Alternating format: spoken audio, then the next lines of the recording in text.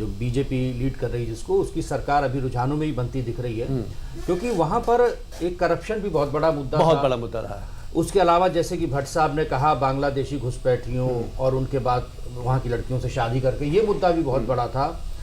कह सकते हैं जेएमएम में टूट भी हुई, वो भी एक बड़ा मुद्दा है।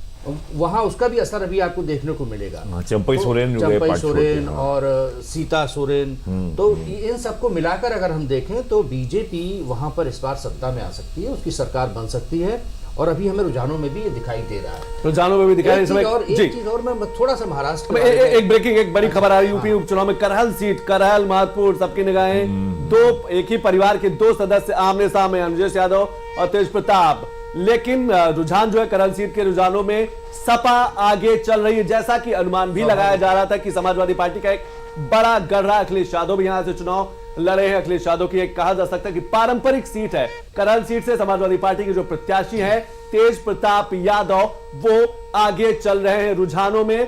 परिणाम आने में अभी समय है, लेकिन जो रुझान अभी सुबह सुबह की 1 घंटे का जो रुझान है वो आपको हम अपनी स्क्रीन पर दिखा रहे हैं कि करहल सीट से समाजवादी पार्टी के प्रत्याशी जो हैं तेज प्रताप यादव, वो रुझानों में काफी आगे चल रहे हैं। हालांकि भारतीय जनता पार्टी ने एक ट्रम्प कार्ड खेला था अंजय यादव के चेहरे को लेकर, लेकिन रुझान और कुछ कह रहे हैं। राजकुमार जी।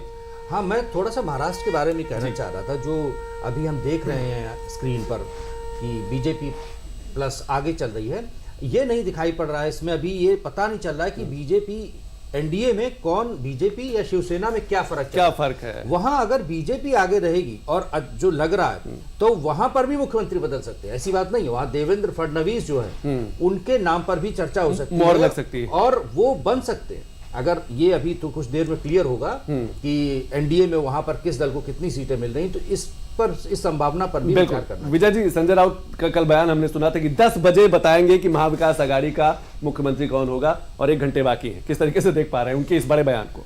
नहीं, देखिए, ये लोकसभा चुनाव में जिस तरीके का वोट मिला था महाविकास आघाड़ी को, तो उससे विधानसभा सीटों में वो काफी बढ़त पे थे और सरकार उनकी क्लियर मेजॉरिटी से बनती हुई नजर आ रही थी लोकसभा के रिजल्ट के हिसाब से। लेकिन अगर 2019 के विधानसभा चुनाव और 2024 के विधानसभा चुनाव में देखें तो बड़ी खबर, विजय जी मैं आपको रोकना चाहूंगा, यूपी के सीसामऊ से एक बड़ी खबर। सीसामऊ से भी सपा प्रत्याशी आगे चल रहे हैं। नावेद साहब, आपके पास आऊंगा।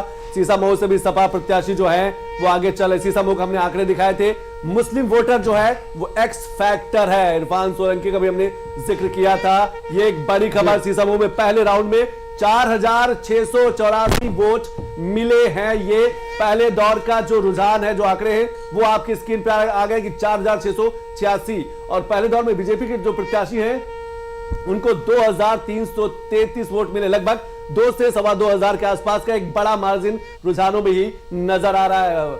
नावेद साहब, जाहिर सी बात है कि समाजवादी पार्टी की जो अपने जनाधार जहां जहां है उसमें ये सीट आती है। कुछ सीटें ऐसी हैं जहां समाजवादी पार्टी का अपना वर्चस्व है, खासतौर से मुस्लिम समाज की बड़ी आबादी होने के साथ में कुछ पिछड़ी जातियों के और यादव समाज के लोगों का एक अच्छा गणित कुछ सीटों पर है, जिसमें समाजवादी पार्टी अपनी सीटों को बचाने में कामयाब होगी। और मुझे लगता है कि इस तरह की करीब 3 सीटें ऐसी मजबूत हैं जहां सपा आराम से अपनी सीटें बचा सकती है। उसी उसमें आता है, सीट में ये सीट भी आती है। जहां तक ध्रुवीकरण का सवाल है, ध्रुवीकरण भी जहां भी होगा उसके